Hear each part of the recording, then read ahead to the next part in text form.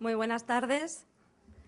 Gracias por venir, por acompañarnos en esta tarde dedicada al aprendizaje invisible, donde queremos hacer una reflexión sobre el presente y el futuro de la educación.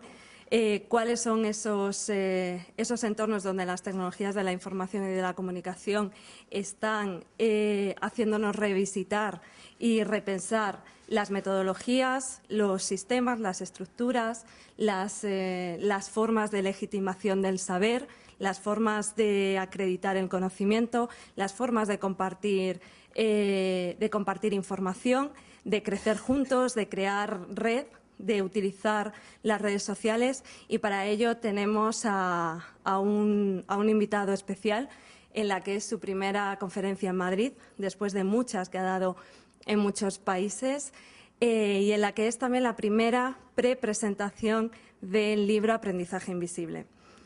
Este libro nos plantea una serie de preguntas en su introducción, un libro que he tenido el placer de leer en las pruebas antes de enviarlo a imprenta, y en ese desafío que nos plantea nos hace preguntas como las siguientes. Nos dice: ¿Cómo aprender en tiempos de una globalización hiperconectada, plana y en red? ¿Qué ocurre con el aprendizaje cuando se mueve desde la estructura estable del siglo XX hacia las infraestructuras líquidas del siglo XXI? ¿Qué papel juega en la escuela, en la universidad, cuando se puede aprender en todo contexto y momento? ¿Darle formalidad al aprendizaje informal o informalizar el aprendizaje formal?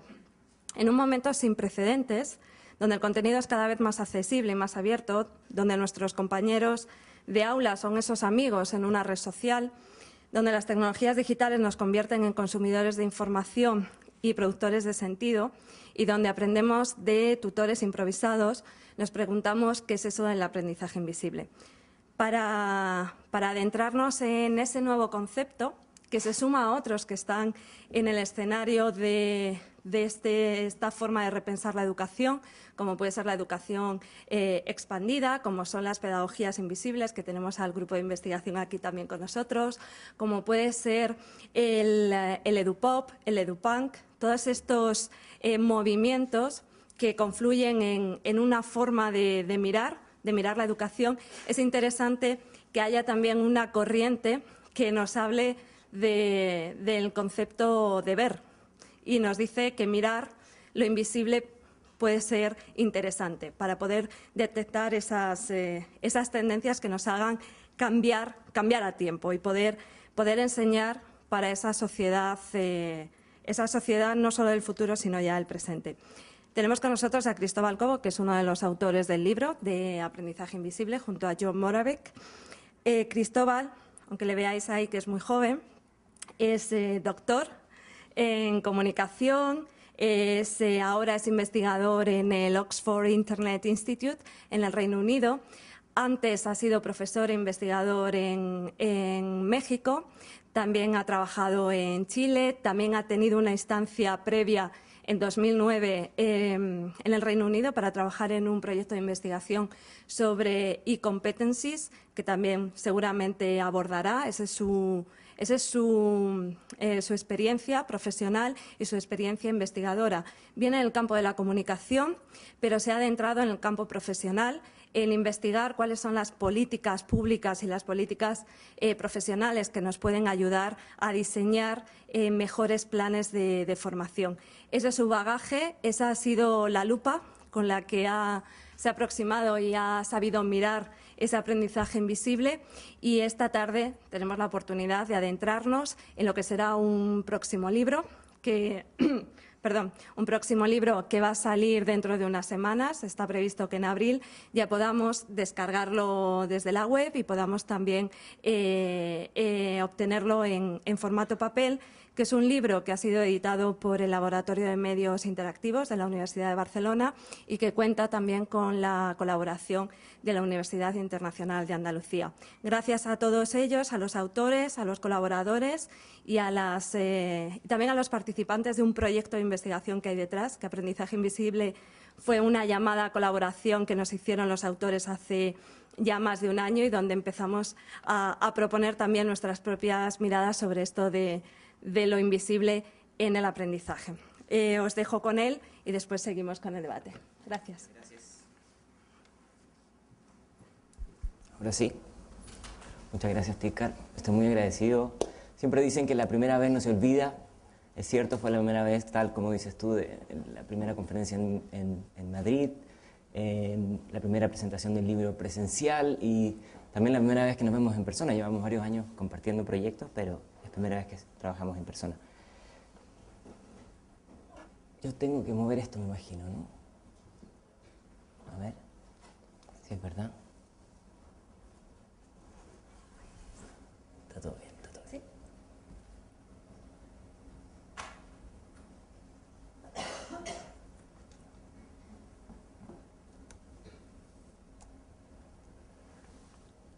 Bueno.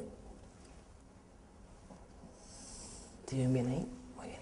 Yo me voy a mover un poco si no les importa, aprovechando el inalámbrico. El libro que yo les voy a hablar hoy, le pusimos este nombre tan curioso. Lo que intentamos hacer es tratar de hacer un texto lo más provocativo posible para abrir debate y abrir reflexión en torno a un tema que me imagino que a muchos nos interesa, que es el tema del aprendizaje y el tema de la educación. Y digo me imagino porque, aunque no trabajemos directamente en educación, nos ha tocado vivir en una época que atribuye un papel importante al tema a los flujos intensivos de información y conocimiento. Pero antes de eso quería comentarles o confesarles que por tener pasaporte chileno, cada vez que entro a Inglaterra tengo que pasar por la Policía Internacional y llenar una pequeña ficha donde explico a dónde voy, que tengo visa para trabajar allá y qué sé yo, ¿no? Entonces cada vez obviamente las actividades en la ocupación que aparece en la ficha yo pongo que soy investigador. Entonces siempre me pasa que llego a Policía Internacional y el policía me pregunta ¿investigador de qué? Y yo siempre respondo investigo Internet. Y él dice, ¿Internet? Facebook, YouTube. ¿Qué se investiga de Internet? Me dice. Siempre, ¿eh? Es un déjà vu esto. Y yo, porque me quiero rápido a casa y porque no quiero entrar en detalle, les digo, es muy complicado. Es muy complicado. Y me deja pasar. Bueno, esto no es tan complicado, ¿sí? Es complejo, pero no es complicado. Lo que sí, no sé si no es tan complicado es esto. Bueno, si no, puedo moverlo con la mano.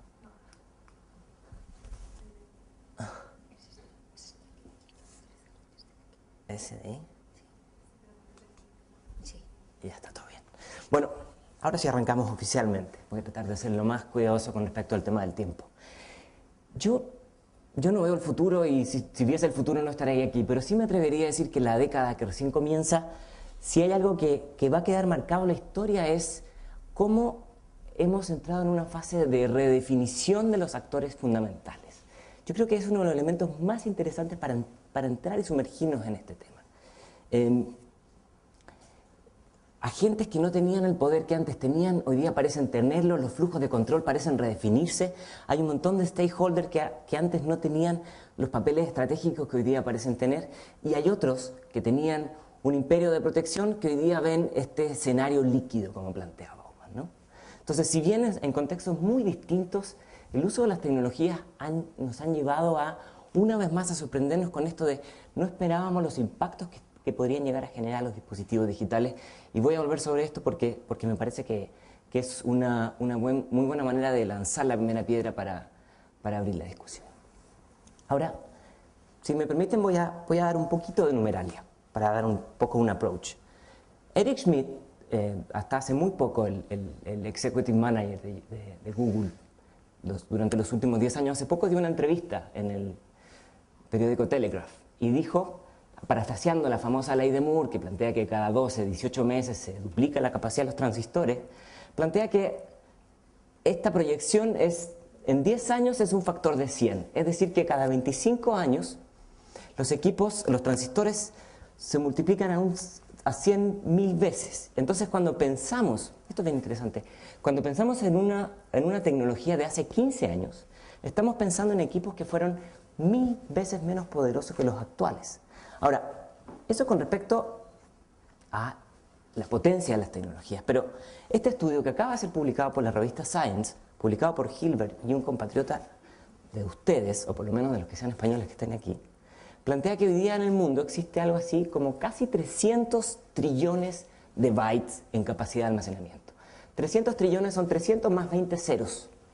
Y eso, si lo viéramos en una metáfora, equivale a 315 veces la cantidad de granos de arena que pensamos que existen en este planeta. O sea, es algo, ¿no? Es bastante. Ahora, si pensamos en la cantidad de capacidades de computar instrucciones de un ordenador, ellas son 6.4 trillones de veces, que equivale más o menos al número de impulsos nerviosos de un solo cerebro humano.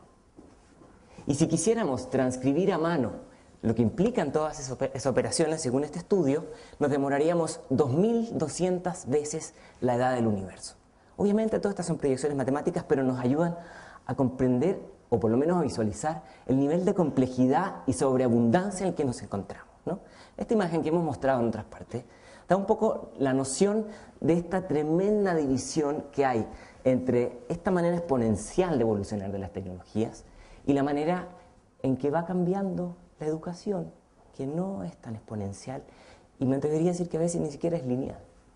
Ahora, no es con respecto solamente, este divorcio o esta distensión no es solamente con respecto a las tecnologías, sino que es con respecto a muchos otros factores de la sociedad, que yo quisiera proponer algunos ejes con respecto a eso. Vamos a plantear un poco por esta segunda fotografía aérea que creo también ayuda un poco a mapear dónde nos encontramos. Según los más recientes resultados de Facebook, más o menos 600 millones de usuarios en un planeta donde solamente el 30% de los habitantes tienen acceso a Internet, no deja de ser poco. Aunque el 30% sigue siendo muy bajo frente a un 70% de seres humanos que tienen acceso a un dispositivo móvil.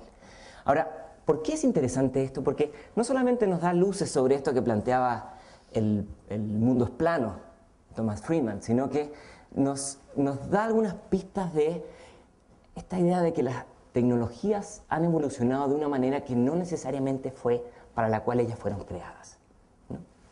Y por otra parte,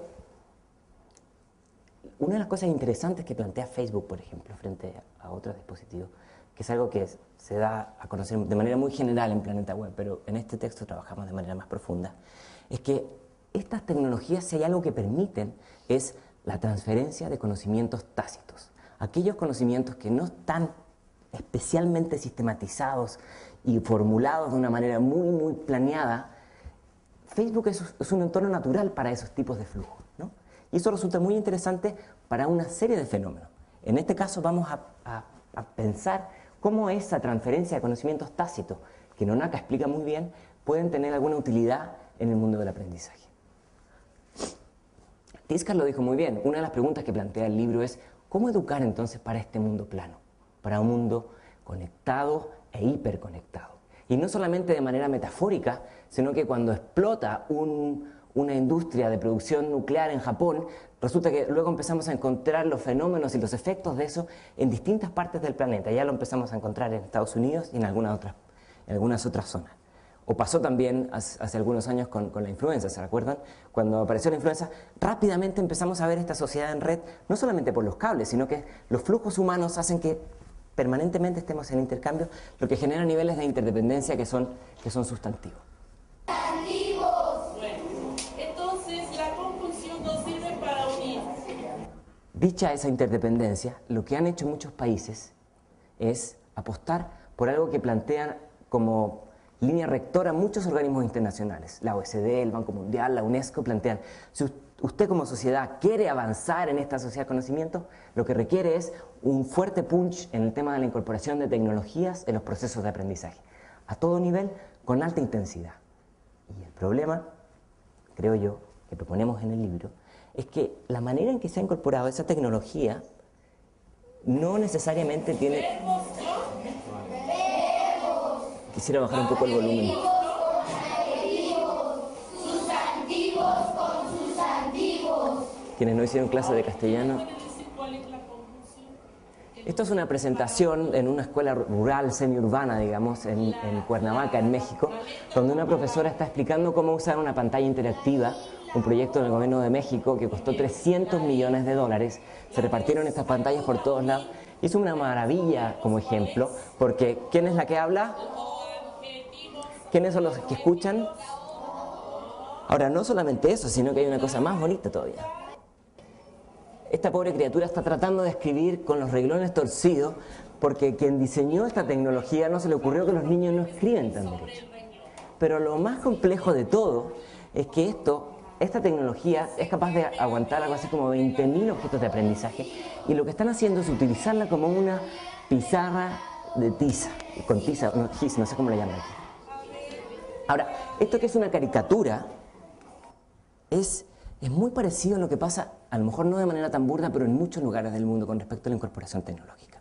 Ahora, uno de los problemas de la rápida evolución tecnológica, y uno de los problemas, creo yo, del mundo en que nos encontramos, es que existe una suerte como de common ground, una suerte como de consenso de que las tecnologías sí nos ayudan a vivir mejor. Esta sociedad sí necesita mucha tecnología. Y el problema está en que a veces no están las suficientes voces críticas para ver aquellas vulnerabilidades o aquellos procesos sociales que no son tan fáciles de resolver cuando se enchufa un dispositivo en un aula, ¿no? Entonces, la rápida evolución tecnológica también nos hace a veces tratar de equiparar los procesos de enseñanza y aprendizaje a esta revolución tecnológica. Entonces, el aprendizaje para toda la vida tiene que ver también con esta evolución digital para toda la vida, entonces tratando de alcanzar en un loop que es una carrera loca donde no siempre tenemos buenos resultados. Entonces, dicho esto, a modo de introducción, digamos, de muchos snapshots, de muchas fotografías, de algunas de las cosas que se discuten en el libro, John Moravec de la Universidad de Minnesota y yo nos hicimos esta pregunta: ¿cómo hacer para explorar esquemas más flexibles de aprender? Con tecnología y sin tecnología, pero no solamente el tema de la tecnología.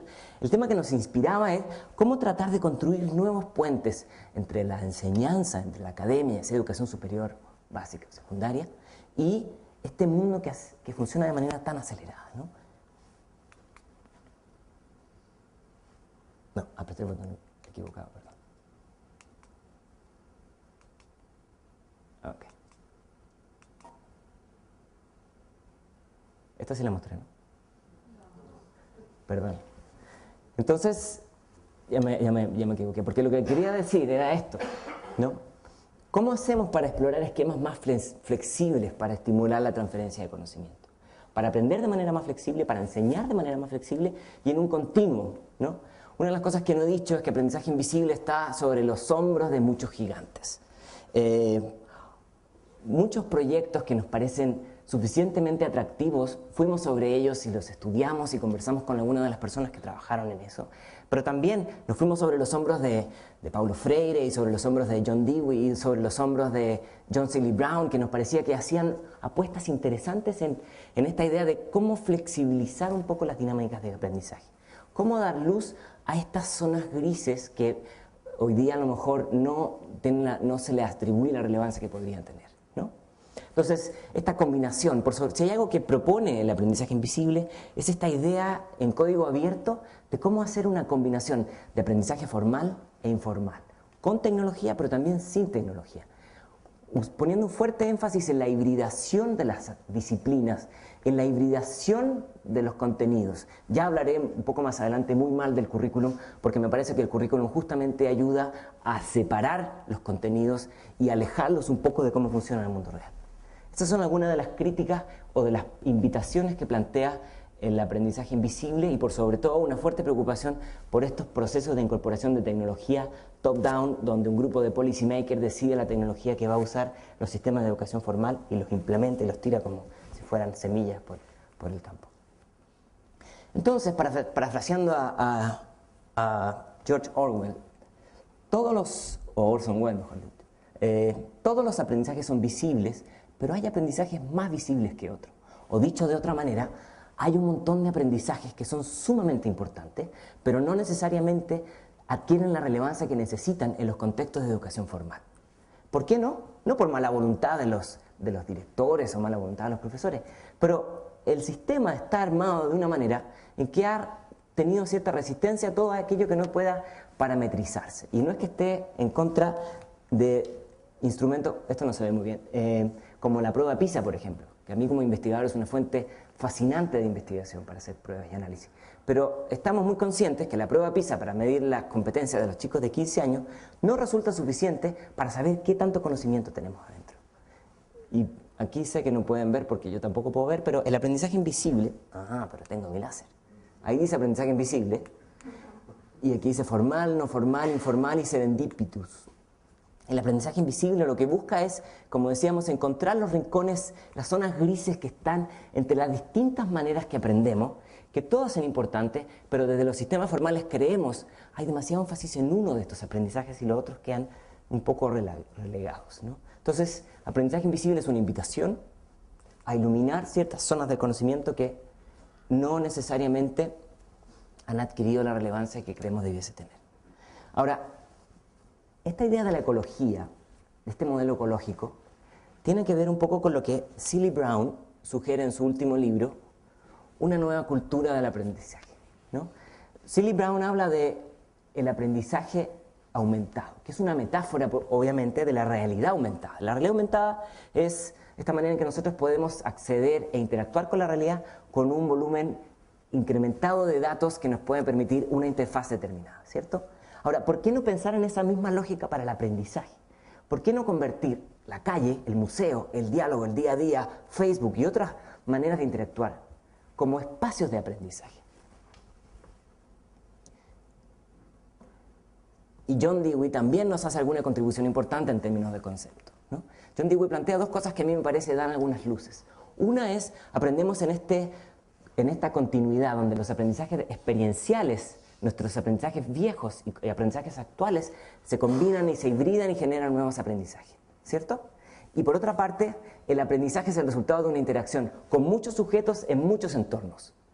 Esos dos ejes que plantea John Dewey tienen que ver con esta idea del aprendizaje como un continuum.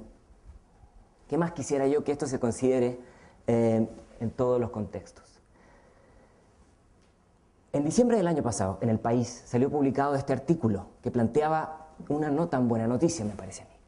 Planteaba que en España tiene uno de los más altos índices de personas que están en educación superior. Es una buena noticia, aparentemente, ¿no? El problema es que plantea que es uno de los países que tiene más altos índices de empleados sobreeducados, ¿no? Esta overqualification, como dicen algunos, ¿no? Y este es un estudio que lanzó la Fundación de las Casas de Ahorro. Y a mí no me pude resistir y por supuesto que tuve que ir a ver no la noticia, sino que el estudio como tal. Y el estudio como tal presenta algo que es sumamente interesante. Plantea que los trabajadores sobreeducados, aquellos que estudiaron y a lo mejor están en empleos que demandan no todas sus competencias o que no tienen los reconocimientos económicos que se esperaría, plantea que los trabajadores sobreeducados que han realizado actividades no formales significa por su cuenta, sin un certificado, han tenido cierto reconocimiento salarial. Dicho en buen castellano, les están pagando mejor. Y esto es bien interesante porque desde el mundo de la empresa sí hay un reconocimiento entonces a esta idea de aprender por tu cuenta. Sí hay un reconocimiento de desarrollar y desarrollarte nuevas competencias. O sea, habrá que ver cómo hacer para que eso se transmita a los espacios formales de aprendizaje, para esa cultura del aprendizaje permanente, ¿no? Bueno, esto lo plantean ellos no como una correlación en términos estadísticos, porque es una de las conclusiones que plantea el estudio, pero sí me parece sumamente interesante. Ahora, existen voces más críticas con respecto a esto, ¿no? Chomsky es uno de ellos y plantea que los sistemas de educación formal son un filtro para aquellos que resultan más creativos, más innovadores, para sacarlos del sistema, porque no necesitamos gente que piense, necesitamos gente que haga su tarea. Es una mirada un poco industrial, si ustedes me permiten. Ahora, lo interesante es que hay personas que sí han apostado por esa idea del hazlo tú mismo, el famoso do it yourself, ¿no? Y que han resultado ser exitosos. ¿Qué es lo que hay detrás de este discurso que estoy planteando yo? No es dejen sus universidades, sino que este debe ser un componente que debe quedar demasiado tatuado en esta idea de desarrollo profesional continuo. Ahora, usando un poco la propuesta conceptual de Conner, que nos dice que hay aprendizajes formales y aprendizajes informales, hay aprendizajes intencionales y no intencionales o inesperados. Interesante cruce. Aquí es donde siempre discutimos, aquí siempre está el análisis, educación formal intencional. Claro, voy a la universidad, me entregan un certificado, hago una calificación, estudio para el examen, etc. Ahora, tenemos aquí un aprendizaje formal inesperado, que es, por ejemplo, lo que pasa cuando hacemos una investigación. hacemos un estudio, una tesis, y surgen una serie de aprendizajes en el proceso, en el camino, que resultan interesantes, que a lo mejor no esperábamos aprenderlo. Está el aprendizaje intencional, informal. Por ejemplo, cuando venimos una tarde de... ¿Qué día es hoy? Una tarde de martes, gracias, a abrir un debate y discutir sobre algunas cosas. Nadie va a salir con un certificado, probablemente nadie lo va a poder poner en su currículum. Pero sí se abre un debate sobre una cosa que yo voy por mi voluntad y porque quiero ver qué puedo aprender de este personaje o qué puedo rebatir de este personaje. Y está este otro, el aprendizaje informal inesperado, que es donde yo creo que las redes sociales, y eso es en respuesta a la pregunta que me hacían por mail hace un par de días, es donde tienen más valor, porque es donde está este conocimiento tácito. ¿Ok? Entonces la pregunta que nosotros nos hacemos al desarrollar el libro es cómo iluminar estas áreas del conocimiento, estas áreas de aprendizaje que no necesariamente tienen tanta visibilidad o resultan un poco invisibles, si me permiten. Esto, aquí casi no se ve, pero Rosamund Sutherland, de la Universidad de Bristol, hace este paralelo entre el uso de la tecnología en la escuela y el uso de la tecnología en el hogar. Hago un paréntesis, nota al pie, que también la hacemos en el libro. No estoy hablando de e-learning, estoy hablando de usar las tecnologías en casa. El learning es otro negocio que habrá que escribir otro libro sobre eso, pero esto no tiene nada que ver con e-learning. Estoy hablando de meterse a Google y buscar una definición, meterse a Google académico y descargar un PDF, ver un video de una cosa que no entendí, usar YouTube para aprender a utilizar un software, etcétera, etcétera, etcétera. Y lo que plantea Sutherland es que el aprendizaje que uno genera por su cuenta no tiene límite de tiempo, llega hasta donde llega la curiosidad de cada uno, está basado en la exploración. En cambio el otro tiene aquí una serie de restricciones, se usa el aula de cómputo, de informática, no sé cómo le llaman en España, de tal hora a tal hora para hacer esta tarea y abran el software no sé cuánto y no sé qué. O suban, peguen el post en la blog en este momento. Lo que plantea Sutherland es que hay una serie de otras posibilidades de aprendizajes incidentales que sería bueno tomar en consideración. A ver si ahora me prendí el botón. Perfecto. Entonces, esta idea de aprendizaje invisible, como decía yo, es una propuesta, es un dispositivo conceptual, en código abierto porque está en redefinición, es un debate abierto que queremos generar, ¿sí? Que busca recoger distintas perspectivas de cosas muy interesantes que están pasando ahora. Uno de los temores que me genera a mí la propuesta de este libro es que se ha generado algo de expectativa, por lo menos en los circuitos digitales. Esto no va a generar ninguna magia, pero sí va a generar magia, desde mi perspectiva, se abre un debate y gente está diciendo, yo estoy haciendo aprendizaje invisible en mi lugar. Con otro nombre, si ustedes quieren, por supuesto. No soy tan ególatra.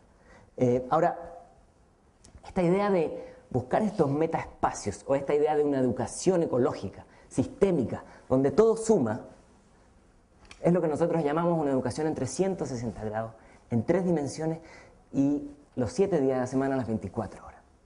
Y por otra parte, y esto lo voy a presentar al final, tiene que ver con invisibilizar las tecnologías lo más posible, porque lo que nos interesa es el valor agregado que generan y no el dispositivo como tal. Ahora, en un reporte bastante reciente del Reino Unido sobre la educación superior, nos plantea que la economía del futuro está basada en la generación, transmisión y explotación del conocimiento. Y eso es algo que más o menos venimos escuchando hace tiempo. Pero me pareció interesante esta idea de poner un énfasis especial en la integración de disciplinas. Ya voy a volver sobre esto. ¿Cómo integramos disciplinas? Ahora, aquí no venimos a inventar nada. Yo no quiero sonar como vendedor y es lo último que quiero, lo último que me interesa. Pero existen propuestas interesantes hoy en funcionamiento. John Seeley Brown plantea hace tiempo, está planteando esta idea de aprendizaje entre pares, que vale mucho la pena. Banco Común de Conocimiento, entre otras iniciativas acá. Voy a dejar el audio que funcione porque quiero robarme su atención, a ver si soy más divertido que los videos. Banco Común de Conocimiento plantea esta idea de transferencia de conocimientos entre pares sin una certificación, con un énfasis en la idea de la transferencia de conocimiento no debe ser necesariamente apoyado por un certificado.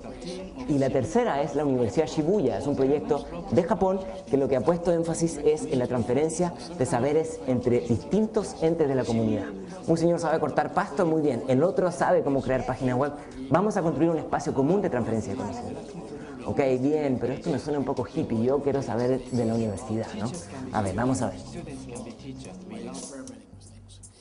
I think to me that the thing that we don't do. Gracias, John.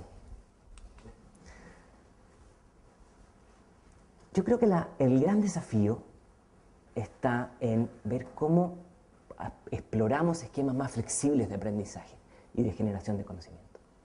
No tanto en las tecnologías, porque llevamos mucho tiempo incorporando tecnologías, pero si no están estas otras transformaciones culturales, las tecnologías no van a resultar suficientes.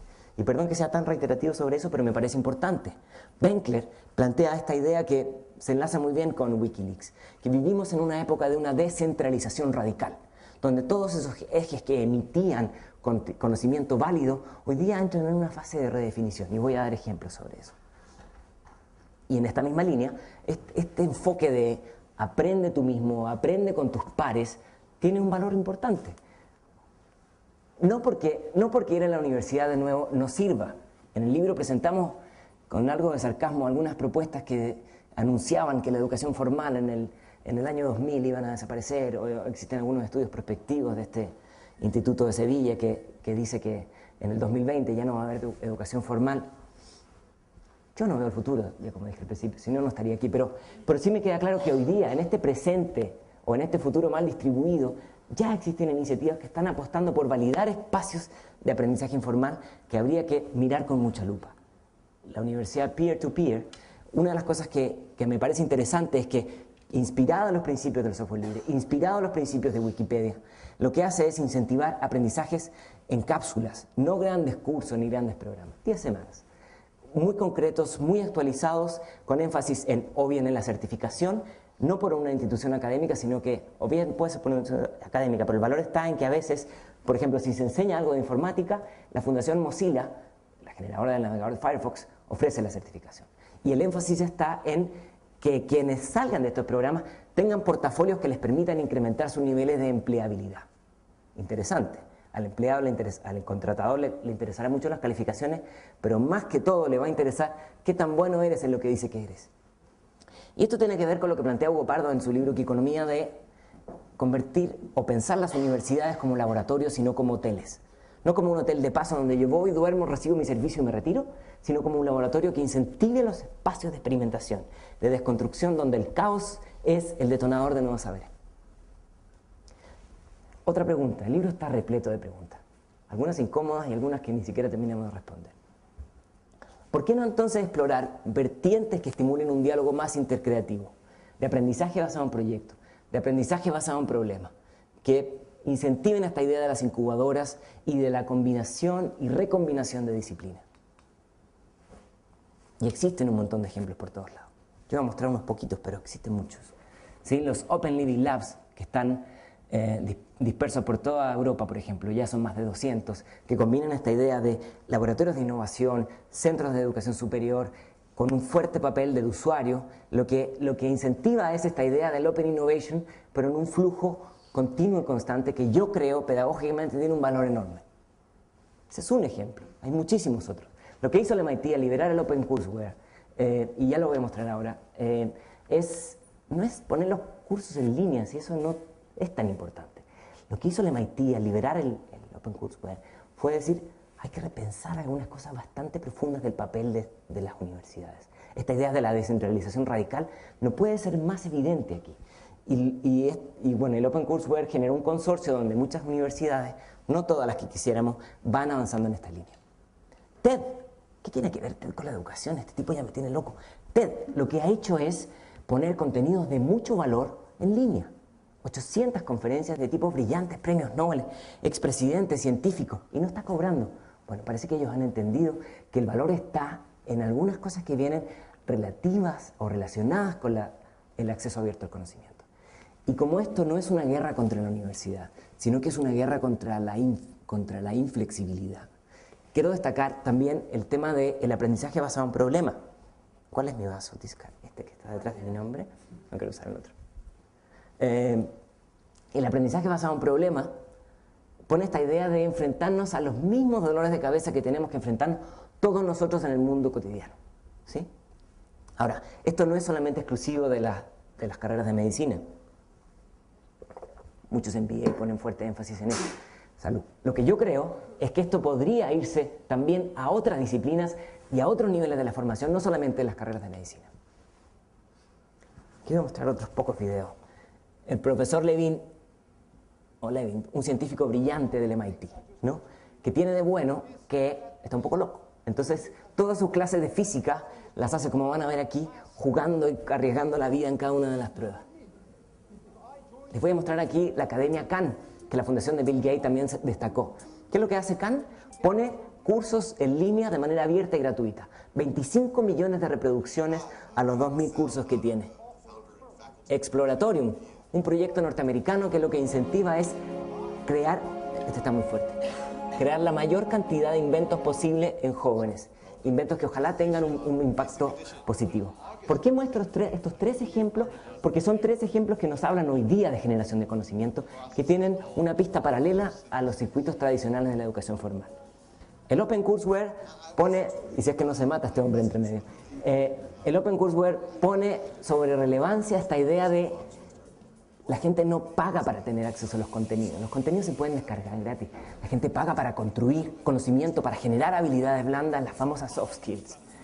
Lo que hace Bill Gates al premiar esta Academia Khan es decir, hay un tipo que está usando YouTube para enseñarle a 25 millones de personas. Fantástico. Yo no tengo idea si esos 25 millones de personas van o no van a la universidad. Creo que no es el tema. El tema está en cómo se están pavimentando vías paralelas. Y este Exploratorium es un ejemplo que podríamos llevar en muchos otros lugares y que enlaza muy bien con lo que planteaba hace un momento sobre los Open Living Labs. ¿Sigue hablando este hombre? Ya se cayó. John Moravec, que es el otro autor del libro, hace esta analogía de la sociedad 1.0, la sociedad 2.0, la sociedad 3.0. Y hay una idea que me gusta mucho de lo que plantea él. Él plantea que la sociedad 1.0 es la sociedad preindustrial e industrial en sus años más tempranos, donde muchas de las prácticas que hacían los trabajadores ni siquiera las tomaban en un curso de inducción, sino que eran en un taller, vía observación, vía transferencia uno a uno, aprender haciendo. Y lo que él plantea que después de la sociedad conocimiento, viene esta sociedad que pone un énfasis más intensivo todavía en la sociedad de la innovación, donde, y aquí viene algo interesante, se vuelve a recuperar este aprender haciendo, que no va en contra del aprender formal, pero viene de manera complementaria, incentivando la autoorganización, el autoaprendizaje, el aprendizaje contextual y la creatividad a toda costa. Ahora, Moyer, que es otro autor que me parece que nos trae luces sobre esta discusión, plantea este modelo. No los cuadraditos, sino los ejes. Los ejes son los que plantea Moyer. Perdón. Lo siento, lo siento.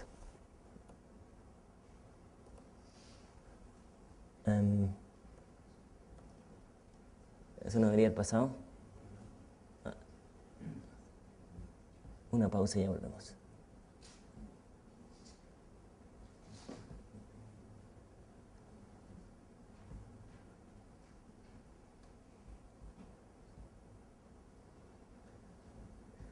Lo siento. Lo que plantea este eje, este modelo, es que los cuatro ejes principales, y este es un artículo que ha sido muy debatido, pero que me parece trae algunas luces, los ejes principales de las instituciones educativas, él lo plantea en la educación superior, scholarship, pero puede ir en otros niveles también, es combinar educación con descubrimiento, llámese investigación, con integración, la transdisciplinariedad de los conocimientos y aplicación, un fuerte énfasis en la experimentación. Ahora, lo interesante de este modelo es que hoy día está, esto lo escribió en el 90, antes que apareciera Internet, ya como la prehistoria, ¿no?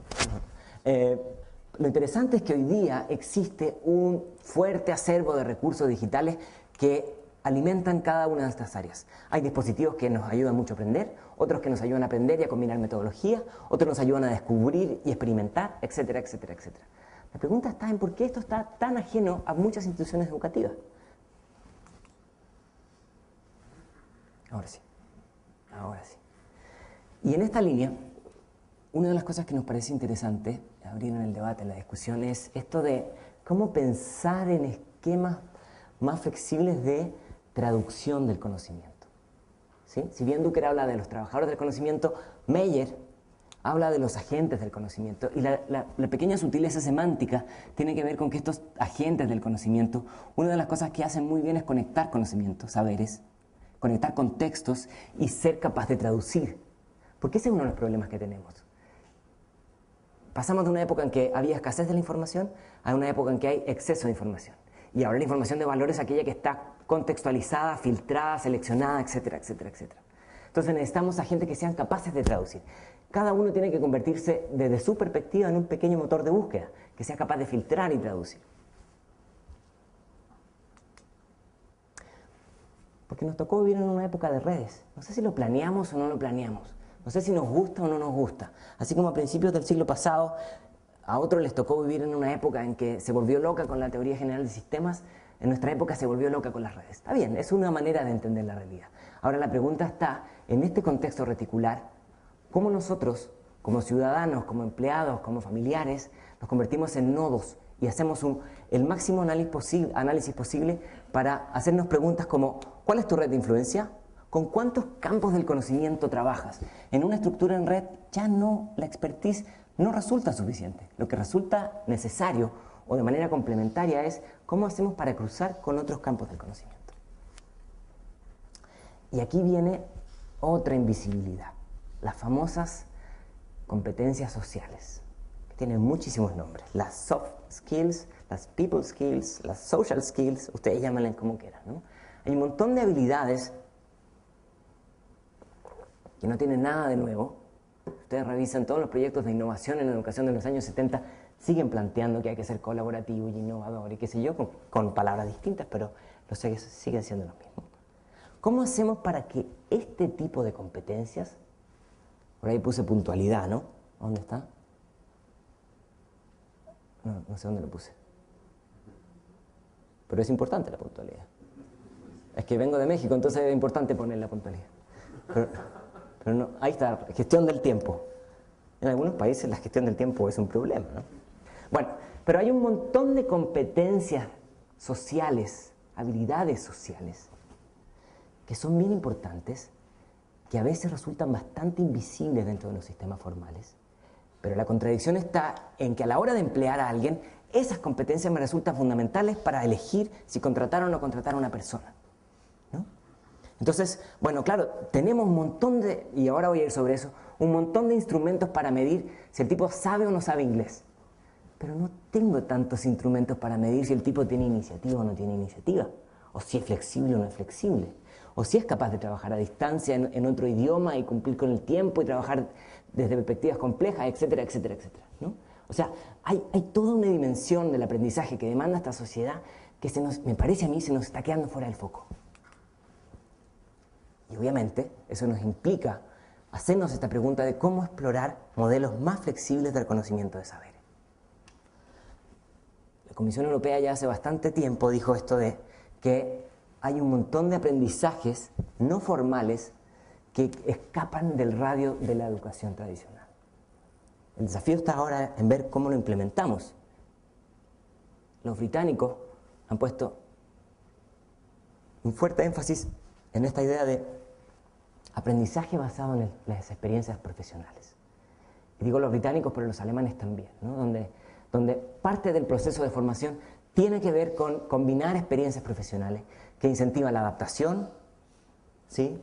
Trabajar en entornos complejos, trabajar con personas que no te caen bien, desarrollar cosas que no son necesariamente para las cuales te prepararon, aprendizaje entre pares, pero también aprendizaje individual.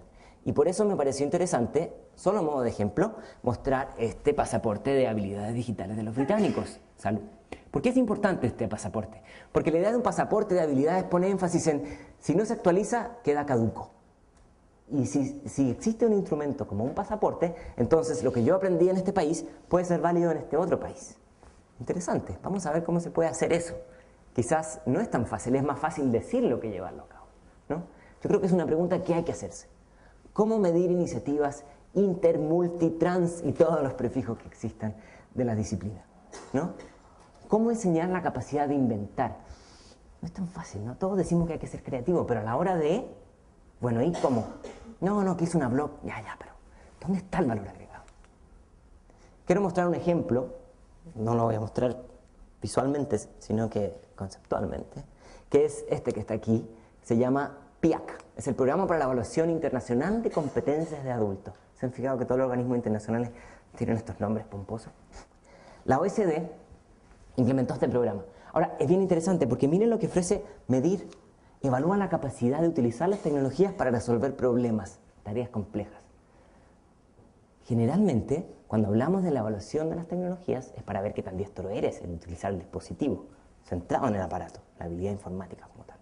Y aquí lo que está planteando este programa es evaluar cómo yo uso la tecnología que sea, para resolver un problema, que no tiene mucho que ver con el dominio del software, tiene que ver con la reconversión de esos contenidos para generar un plus. Interesante. No sé cómo estoy de tiempo. Aquí hay otro ejemplo que me parece interesante en esta idea de la traducción. No tenía pensado, pero ahora que lo vi me pareció. Se llama docentes o profesores universitarios en las fábricas. ¿Qué consiste esto? Llevar al docente durante 6 o 12 semanas en un programa de inmersión dentro de una fábrica o una industria o una compañía y ver cómo se aplican los conocimientos que él enseña en clases en ese lugar. Y muchas veces ocurre que se observan que las cosas que él enseña no tienen tanto que ver con lo que él enseña. Hay un proceso de actualización y retroalimentación súper potente. Ese es un programa del norte de Irlanda. Ahora, al principio les amenazaron que iba a hablar de habilidades digitales, así que no puedo dejar de hablar de ello antes de terminar. La OECD lleva 10 años, o casi 10 años, porque creo que empezó en el 2002, sacando los resultados de la prueba PISA. La prueba PISA es una prueba que se aplica a jóvenes de 15 años en distintos países del mundo. Ya no recuerdo el último número de países, pero es algo así como 60 países, es algo así como el 90% de la economía mundial. Y es una muy buena fotografía de qué está pasando en temas de habilidades de lectura, escritura, matemáticas. Y poco a poco están entrando a explorar otras dimensiones. Y encontré esta joyita que a mí me generó un placer, y les voy a explicar por qué. En primer lugar, identificaron, atención con esto, que esto es lo más importante de la conferencia. Se pueden haber quedado dormidos todo el tiempo, no importa nada, pero esto hay que tuitearlo. El uso del ordenador en casa genera impactos más relevantes en los desempeños que el uso del ordenador en la escuela. ¿Lo repito o quedó claro? Y el segundo eje habla de que hay una segunda brecha digital. De esto ya se viene hablando hace un tiempo, no solamente la brecha del acceso, sino que la brecha del uso. En la medida en que somos más diestros, hacemos un mayor provecho de las tecnologías y eso ayuda a reducir esta segunda brecha que es, entre paréntesis, muchísimo más invisible. En TED nos reíamos de los políticos que regalaban computadoras o ordenadores. Aquí hay un problema porque no vamos a poder tener a políticos regalando habilidades digitales. Eso ya es un poco más complejo, tiene un nivel de complejidad mayor. Entonces, esta frasecita de acá arriba a nosotros nos hizo un cortocircuito enorme y fue una de las motivaciones para hacer este libro. ¿Qué está pasando en la casa? O al revés, ¿qué no está pasando en la escuela que las tecnologías no se están utilizando para tener mejor desempeño? Este es un amplio debate, que hay los resultados que ustedes quieran y del sabor que quieran y del color que quieran. Hay investigaciones que demuestran que sí se aprende más con tecnología y otras que demuestran que no se aprende más con tecnología. Pero está claro que no está claro. Eso es una cosa. Y está claro que la OECD, que es la principal fuente de análisis comparativo internacional que tenemos hoy de información fehaciente y confiable, está diciendo, ojo, algo está pasando que las TIC no están haciendo que la gente aprenda más como todos creíamos que estaba pasando. Está generando, y esto es bien importante, está generando algunos aprendizajes que quedan fuera del mapa del instrumento de evaluación de la prueba PISA. ¿Se acuerdan de las habilidades digitales? Yo estoy seguro que desarrollan muchas de esas cosas, pero para los instrumentos tradicionales de evaluación resultan invisibles. Aprendizaje invisible. Bueno, ya saben por qué viene el nombre. Y la preocupación que tenemos es que cuando vemos el futuro, pareciera que las tecnologías son como un espejismo que está en todas partes. Pareciera que hacia donde miramos, vemos tecnología. Y yo creo que distorsionamos un poco la mirada con respecto a ¿estamos viendo lo que queremos ver o estamos viendo lo que tenemos que ver? Si revisamos, por ejemplo, las proyecciones de la Cumbre de la Sociedad de la Información en el 2005, plantea que con la tecnología va a haber mayor igualdad social, pero en la prueba PISA, quizás no me detení demasiado sobre eso, en los resultados de la prueba PISA nos dice que, quizá no lo expliqué, perdón, esta segunda brecha digital está más marcada entre aquellos que tienen o no tienen un capital cultural, económico y social. Es decir, aquellos jóvenes que tienen todo un social background más importante, un mejor estatus social, resulta que desarrollan más habilidades digitales, son más diestros. Aquellos niños que están en condiciones más complejas, más difíciles, no lo desarrollan. Y no lo tenía pensado, pero de regalo, antes de irme. Hace poco fui a Uruguay y vi el programa de la OLPC, ¿sí? Y identificamos algo bien interesante que tiene mucha relación con lo que plantea la OECD. El 45, Uruguay, 3,5 millones de habitantes, 350.000 niños con acceso al ordenador, pero lo más interesante es que el programa está centrado en el ordenador se le entrega al niño, no a la escuela. Por lo tanto, el niño se va a casa, el ordenador se va a casa. Y están pasando cosas con el ordenador dentro de casa, que es lo que explicamos en la OECD. Pero bueno, esto me quería tener un segundo con eso. El 45% de los chicos aprendieron a usar la laptop a través de sus pares. 1 a 1, como decía Silly Brown. El 36% aprendió por su cuenta, do it yourself. Y solamente el 19% aprendió con la ayuda de un docente. Ahora, esto coincide también con el tema socioeconómico. Aquellos niveles socioeconómicos más difíciles son los que requieren más apoyo. Por lo tanto, sí se entiende el valor importante del Estado de la educación formal para suplir ciertos déficits, pero no resulta suficiente como la única manera de desarrollar aprendizaje. Yo tengo un poco de miedo porque me entusiasmé y ya no sé cómo voy a volver aquí.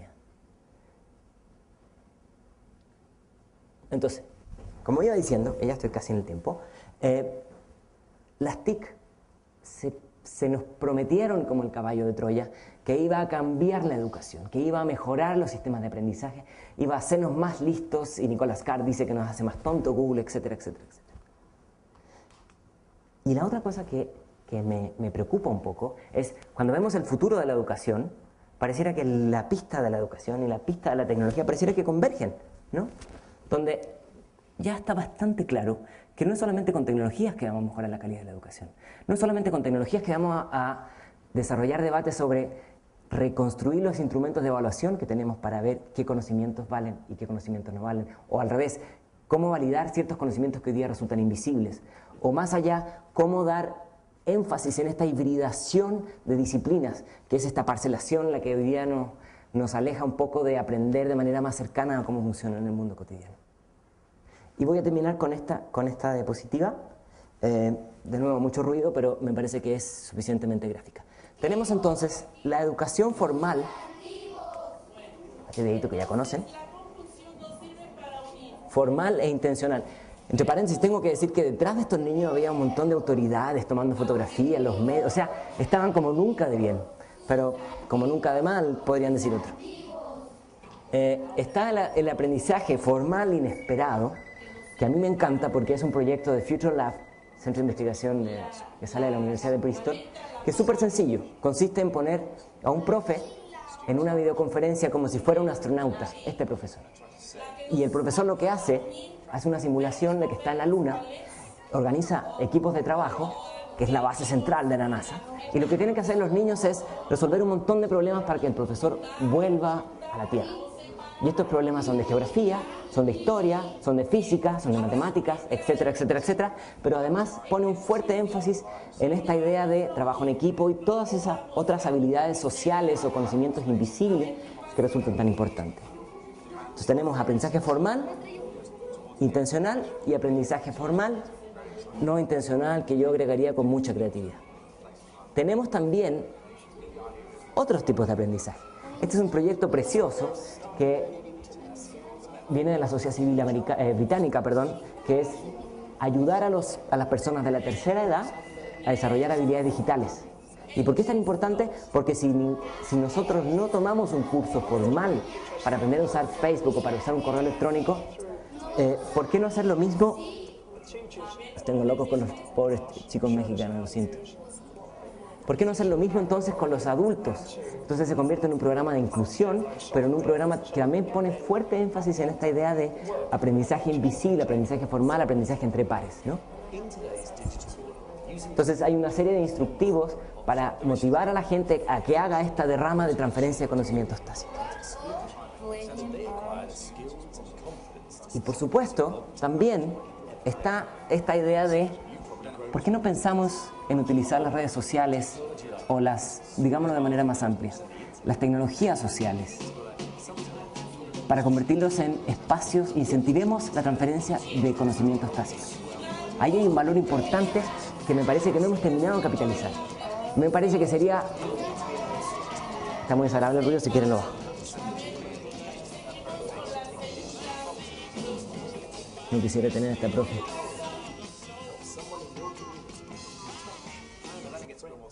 Me parece a mí sería catastrófico pensar en convertir Facebook en una plataforma de aprendizaje.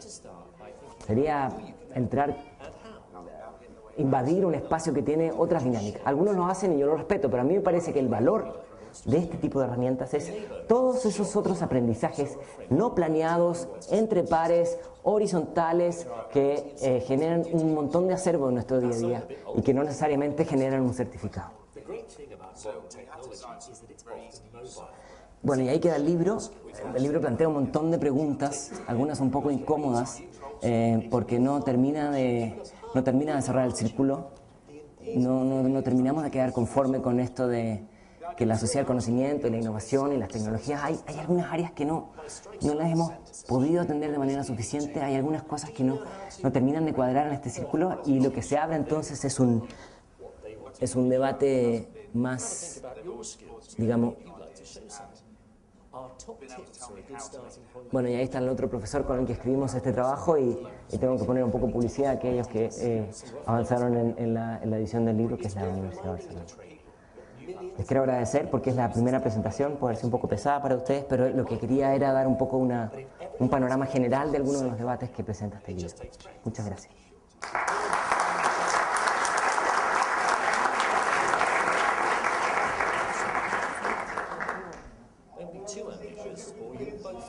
Ahora sí le puedo quitar el audio.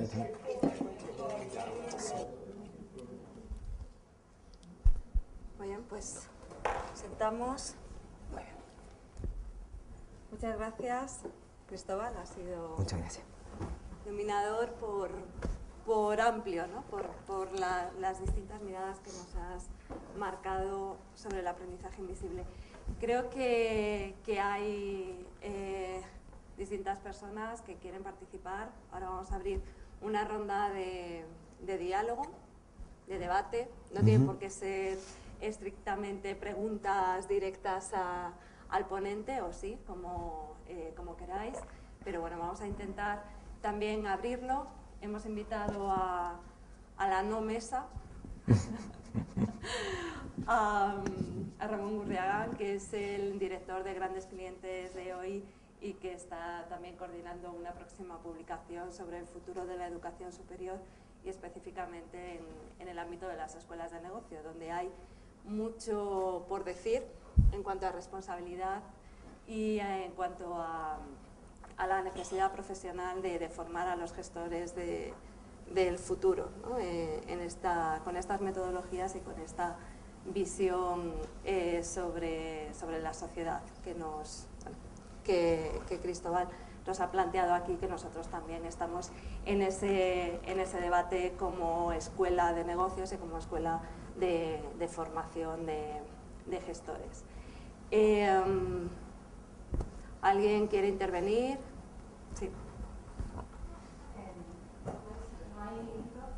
Sí. Sí. Es invisible. Vale. Bueno, yo quería darte las gracias, ha sido súper interesante. Creo que lo que has planteado es completamente fundamental, porque la brecha en esos momentos en la educación es cómo tender un puente entre la escuela y la no escuela. Y el aprendizaje invisible, según lo que he entendido, es un poco eso, ¿no? Cómo convertir el aprendizaje informal en algo informal y viceversa, ¿no? Que las potencialidades del aprendizaje informal se lleven a la escuela. ¿Lo he aprendido bien? Vale.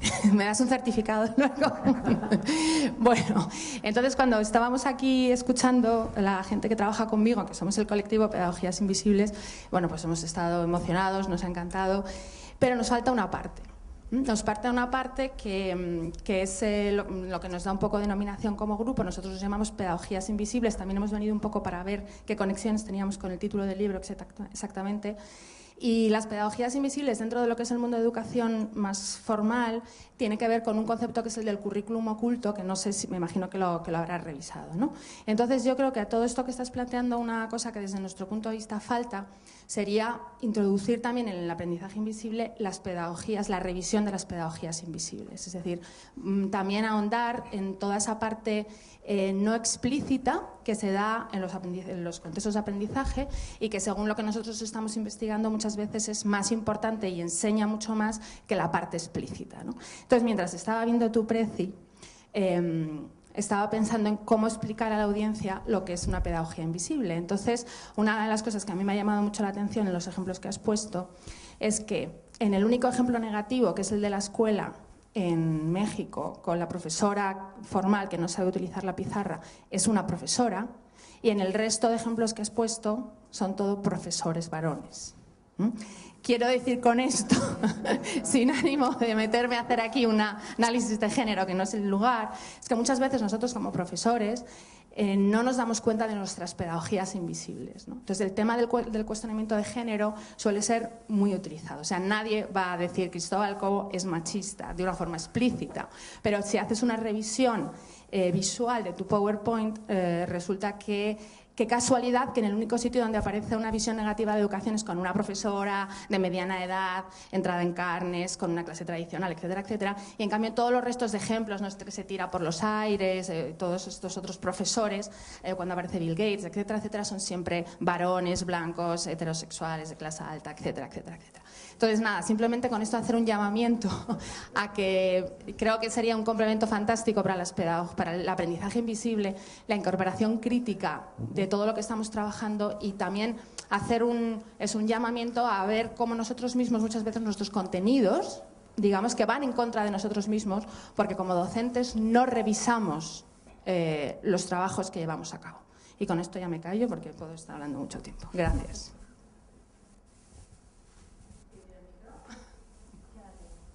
Ya, sí. Vale, pues me lo quedo. Sí, me parece muy interesante. No se me ni pasa por la cabeza, pero voy a tener que cambiar el video, ponerla. No, me parece muy interesante cuando... esta no es la primera conferencia que hago sobre el tema, es la primera sobre el libro, pero no es la primera que hago sobre el tema. Y fíjate que hicimos una suerte como de mapa de competencias de un nomad. Nomad es un concepto que hace John Moravec de nómade, pero en inglés nomad, que viaja y tiene conocimiento, ¿no? Y cuando pusimos una imagen, fue de manera muy premeditada, fue una mujer de la India, de edad mayor, y con un celular en la mano, y con una apariencia muy rural.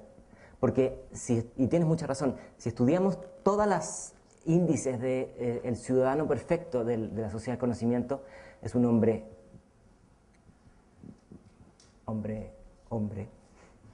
de edad media, de estudios avanzados, en centros urbanos y con nivel de ingreso medio superior, ¿no?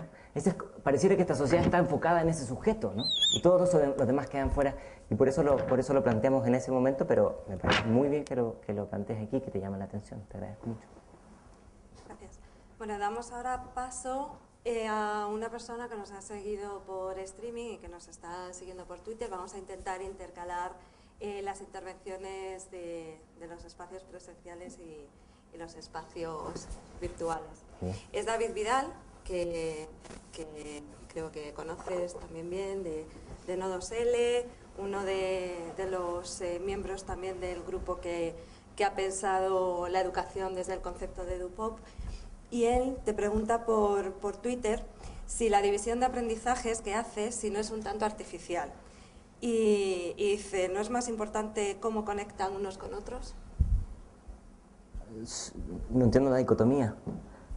Creo que el mero hecho, a lo mejor, de estructurarlo y de ponerlo en cajones distintos, pues...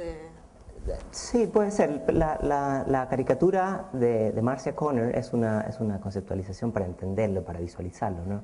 En el mundo cotidiano, una de las cosas que plantea Moravec es que la tecnología que realmente hay que desarrollar no es el software ni el hardware, sino que es el mindware, ¿no? Y este mindware, si algo que tiene, es que es multicontextual. Y como es multicontextual, saltamos de uno a otro aprendizaje de manera invisible, de manera no evidente. Yo lo muestro para la representación. Pero obviamente uno no dice, ahora voy a aprender formal, ahora voy a aprender informal, ahora voy a... No. uno bucea sobre este mundo y lo hace de manera más desdibujada, creo yo. Pero por supuesto que no, que es un poco artificial, es absolutamente artificial.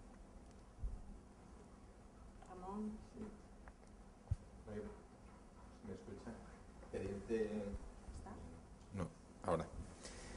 Primero pedirte disculpas, porque he llegado tarde, pero teníamos una reunión, estábamos preparando un programa, bueno, relacionado no con esto en concreto, sino pero con universidades o para universidades y gestores, ¿no?, de universidades donde en parte este tipo de cosas nos las pensamos, ¿no? La verdad es que a mí me quedan muchas preguntas o muchas reflexiones, ¿no? Y al hilo también de lo que comentaba Tiscar de esa labor de coordinación que estoy haciendo de un número para una revista sobre el papel de la educación superior y cómo puede ayudar. Yo creo que esto en muchas, voy a hablar de las escuelas, ¿no? En escuelas se está replanteando, o por lo menos está ahí, ¿no? El debate está ahí de qué manera incorporar pues todo lo que ya no es lo formal, ¿no?, de alguna manera. Y lo mismo en las empresas también, es decir, las empresas, por lo menos nuestra experiencia trabajando con organizaciones en formación para su gente, lo que vemos es que de manera creciente, hay algunas que ni se lo plantean, la educación es en el aula y de manera formal, pero de manera creciente ves empresas y organizaciones que sí están incorporando cada vez más esto. Y lo que sí es curioso, y yo ahí es donde parece que haces una separación entre la tecnología, ¿no?, que esto no viene en el camino de la tecnología. La experiencia que tenemos es que la tecnología está teniendo un punto fundamental en todo este avance. Y las compañías que más, las empresas que más están adoptando o que más conscientes son de esta realidad, son empresas que están muy vinculadas con la tecnología, de una u otra manera. Con tecnología yo estoy hablando de tecnología de la información. Entonces, yo no sé si cuando decías, no, las tecnologías también tienen que ser invisibles. Yo ahí tengo mis dudas, ¿no?, porque... Y luego, un tema que lo llevo pensando tiempo, ¿no?, porque esto veo que es un movimiento imparable, y has puesto el caso de los colegios, ¿no? Yo creo que el gran drama que hay, y lo pienso, yo tengo niños pequeños, ¿no?, y siempre lo pienso que las personas que están encargando de la educación en el colegio, es que esto les queda lejísimos, la experiencia que yo tengo, ¿no? Y ahí sí que va a haber una brecha completa. Lo que decías tú del informe PISA, yo no sé si lo recoge o no lo recoge. Lo que yo veo en el colegio, no solamente de mis hijos y de otros colegios, es que sí, a lo mejor les tienen un notebook, ¿no?, o tienen... Pero es lo que comentas ahí, ¿no? Por eso digo que el tema de o sea, para mí la tecnología, por lo menos en este momento, es fundamental, me parece. Mi reflexión, no sé cómo lo ves. Te agradezco mucho que pongas el tema porque me parece bien importante. Esto yo lo hice en Prezi, trabajo en un lugar que se llama el Oxford Internet Institute, escribí un libro sobre web 2.0, o sea, supongo que queda más o menos claro que el tema me interesa. Lo que pasa es que me interesa también que entre una mirada crítica, que es la que a veces echo de menos, ¿sí? Y cuando digo tecnologías invisibles, pongo énfasis en eso que hace la OECD con esta evaluación PIAAC, que es, sacamos la atención de la tecnología y nos domesticamos tan bien de la tecnología que somos capaces de, a través de ella, catapultarnos, ¿no? Y lo planteamos en el libro, revisando una serie de estudios de casos que hace la OECD con el Banco Mundial, con los países escandinavos, que llamamos naciones digitalmente maduras, que utilizan las tecnologías, que tienen muy buenos desempeños y muchas pruebas parametrizadas, pero no son las que usan la tecnología de manera más intensiva, sino con un nivel de madurez, por eso me parece interesante el concepto, de madurez más avanzado. ¿Qué tiene que ver? Creo que esto, la madurez, es de una manera más selectiva, de una manera más estratégica y más apropiada, ¿no? O sea, no es una correlación la cantidad de horas o la cantidad de equipos, sino que de una manera más asertiva. Y con eso me refiero al tema de las tecnologías, que es lo que plantea Adams, por ejemplo, con esta idea de que todo lo que es tecnología para nosotros es aquello que se creó en nuestro contexto, y cuando nosotros nacimos y ya existía eso, para nosotros ya no es tecnología, el televisor, ¿no? Pero sí me parece muy interesante lo que plantea. Si hay otra pregunta en Twitter, que la hace Eraser, que también conoces. Más que una pregunta es una reflexión, pero nos lleva a una pregunta que yo también quería hacerte. Muy bien. En esa misma línea, que es para él, ¿no? Él dice que sería catastrófico, literalmente, el plantearnos Facebook como una plataforma de aprendizaje. Okay. Aunque hay quien, bueno, pues desarrolla proyectos y está creando algún tipo de experiencia educativa en ello. Y relacionado con eso, con su afirmación de cómo ve este modelo, ¿no? O pensar en Facebook concretamente como esa escuela virtual, quería saber cuál es tu visión, si tú también ves que de alguna manera las redes sociales están ocupando un espacio de desintermediación o de creación de autoridad como marca y como plataforma al poner en contacto, ¿no? al posibilitar este P2P de alguna manera entre personas. A mí, gracias Grace por la pregunta, ya seguiremos discutiendo nosotros dos, pero me parece muy bien, comparto, creo haberlo dicho, pero si no lo repito, me parecería una brutalidad querer convertir Facebook en un Moodle, en un Sakai, porque es una herramienta para otra cosa, pero siempre cuando algo funciona lo queremos jalar hacia otras disciplinas. En general, las plataformas de educación a distancia, y por eso quise poner esa separación con el e-learning, es que se ha incorporado mucha tecnología muy innovadora para hacer viejas prácticas, ¿no? Usted estudia esto, se lee esto y lo responde. Más que e-learning, como decía alguien por ahí, es un e-reading, ¿no? Todo el día leyendo y después responde. Y eso con la tecnología que sea, porque la riqueza está, creo yo, en ser, como plantea Alejandro Piscitelli, ser anfibio, poder ser capaz de bucear entre distintos dispositivos y entonces hacernos la pregunta de cómo esta persona desarrolla sus habilidades sociales para resolver problemas, para enfrentarse a cosas. Entonces, yo no pondría demasiado énfasis en Facebook. Facebook ha mostrado ser mucho más eficiente para votar presidentes en el mundo arábico que para educación a distancia. Eso es bastante obvio, me parece, ¿no? Pero lo que nos pasa es que como no estamos contentos con la educación que tenemos, y eso no lo digo en el contexto local, sino que en general, siempre creemos que podemos tener un mejor sistema educativo del que tenemos. Cada vez que aparece una tecnología creemos que ahora sí, con el iPad 2, no con el 1, con el 2, ahora sí que vamos a arreglar la tecnología, ¿no? Entonces, claro, esa discusión está bien tenerla con Facebook, pero la hemos tenido permanentemente con otros dispositivos. Y yo lo que creo es que eso se debe, de nuevo, no a malas intenciones, se debe un poco a un estupendo lobby que hacen las empresas productoras de tecnología con los organismos internacionales, pero también se debe un poco a la falta de investigación que tenemos al respecto, ¿no? Hemos sido muy de trending, muy de tendencias y me parece que no hemos generado necesitamos un Open Innovation, pero de educación y de pertinencia, me parece.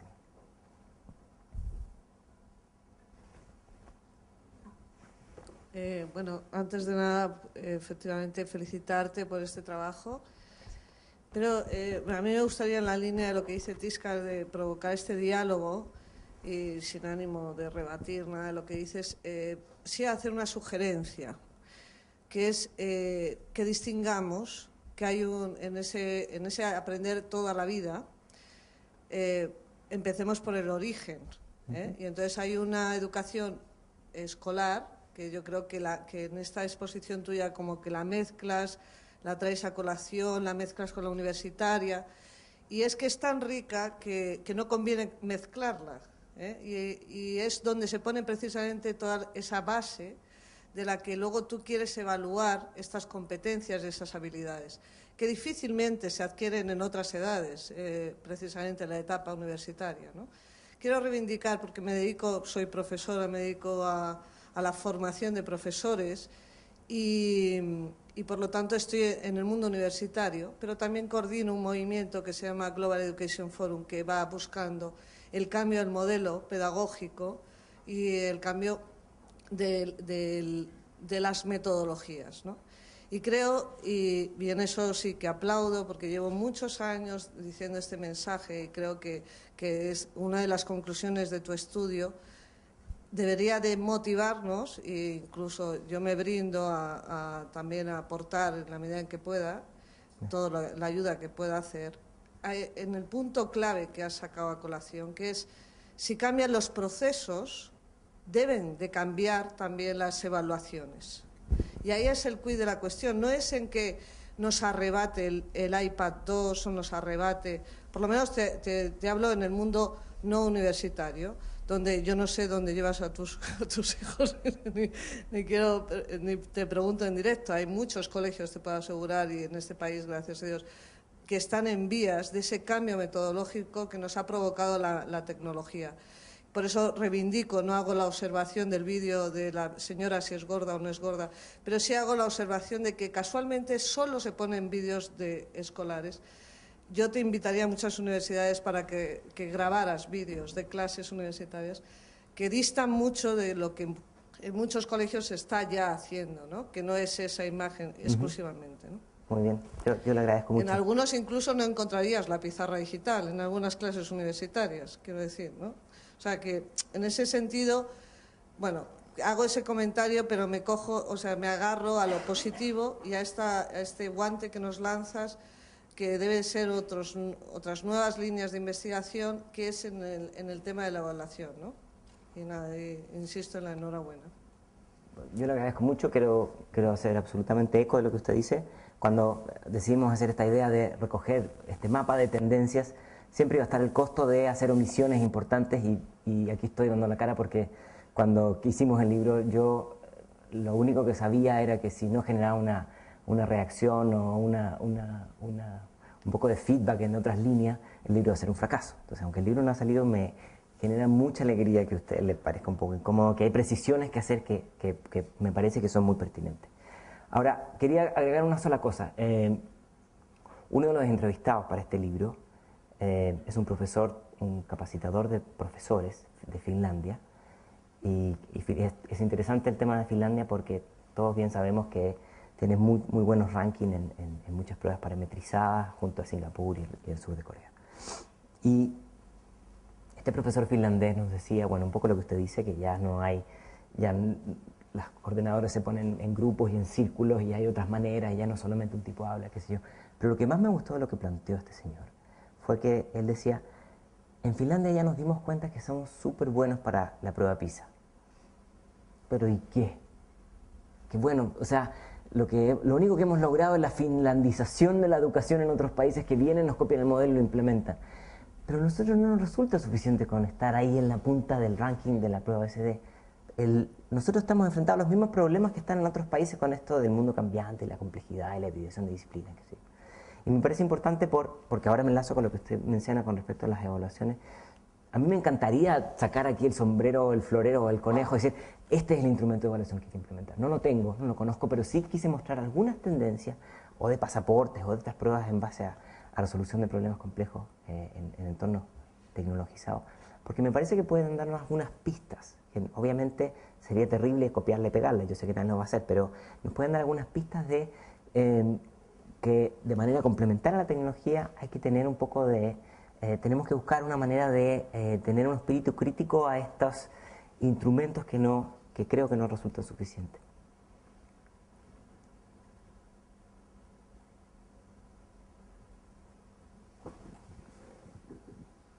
Bueno, muchas gracias por la presentación. Yo vengo de Colombia, estoy con el máster de gestión de telecomunicaciones y tecnologías de la información.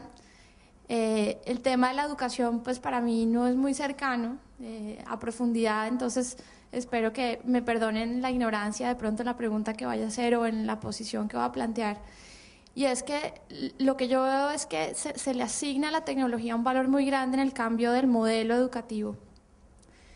Y a veces me pregunto desde el punto de vista de la sostenibilidad como tal del modelo educativo, ¿qué tanto poder se le da a la tecnología?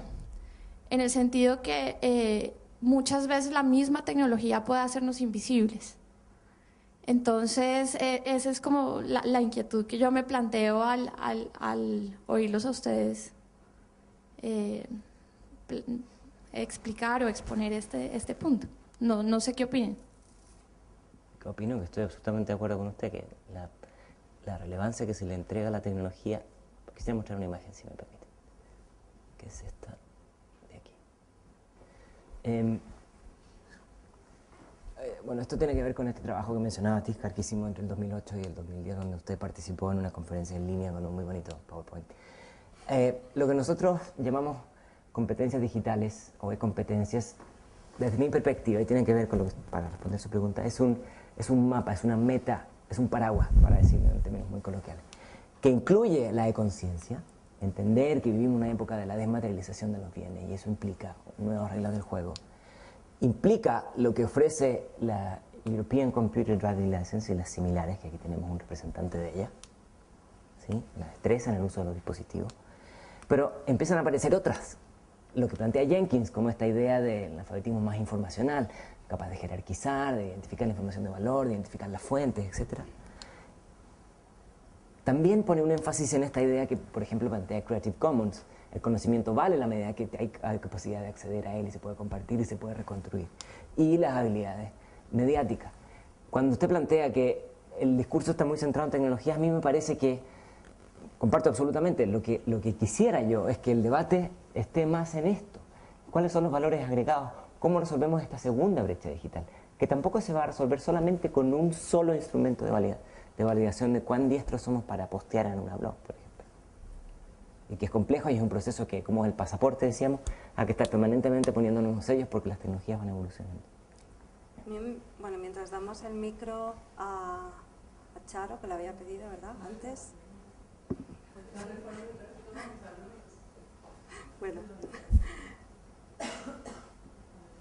Sí, bueno, solo por apuntar en la misma dirección de la pregunta y bueno, por intentar aportar algo, creo que es muy importante el reconocer el valor y el lugar que tiene el software libre en cuanto a tecnología y en cuanto a su relación con la sostenibilidad, y en cuanto a el hacernos invisibles, ¿no? Socialmente o no. O sea, esa carga de profundidad que tiene la pregunta que hacías. Y ahí es crítico que le demos el lugar que merece en el desarrollo de tecnologías y de instrumentos y también de cultura alrededor de los valores del software libre. O sea, no solo en cómo usamos software libre, sino en lo que nos está enseñando y en lo que nos puede interesar para la educación. En cuanto a cultura abierta, en cuanto a compartir contenido, abrir contenido para ser mejorado, o sea, no solo difundir, publicar, que es otro concepto mucho más limitado, y que está todo ello alrededor de los elementos que comentaba Cristóbal, ¿no? Y bueno, creo que es un punto crítico sobre el que trabajar al sumar sostenibilidad, tecnología y desarrollo social, ¿no? Sí, tengo, bueno, soy Charo, yo soy profe en un instituto de informática. Entonces, yo creo que el título de aprendizaje invisible a mí me sugiere mucho, pero pienso que también hay otra cosa que tiene que ser invisible, que es la tecnología. Yo a mis chicos empiezo la clase diciendo que no les voy a contar de cómo funciona un ordenador, igual que nadie les ha contado cómo funciona un bolígrafo BIC, o la historia del bolígrafo BIC, quién lo inventó. O sea, es algo absurdo que cuando se ríen todos, pero pasa lo mismo con los ordenadores. La pregunta que yo quería hacer, que estoy como mis chicos, como le decía a Tíjar, que se me había olvidado, iba relacionada con lo que ha dicho Silvia, ¿no? Cómo cambiar, primero, cómo implementar el aprendizaje invisible dentro de las enseñanzas formales, dentro de los currículums que tenemos tan cerrados, tan cuadriculados, y dentro de la evaluación que nos obligan a hacer, ¿no? Entonces, al final hay que pensar también en ese tema, ¿no? De cómo darle la vuelta a la evaluación, que era un poco lo que indicaba Silvia. Y también cómo hacer hincapié en que lo importante no es la tecnología, sino la metodología, ¿no? Que era un poco lo que tú apuntabas con ese vídeo que nos has mostrado, ¿no? Que al final lo importante es el cambio metodológico, ¿no? Pero en ese cambio metodológico yo lo que no sé si hay algún sistema educativo que realmente tenga éxito en este giro, ¿no? ¿O estamos todos igual de perdidos?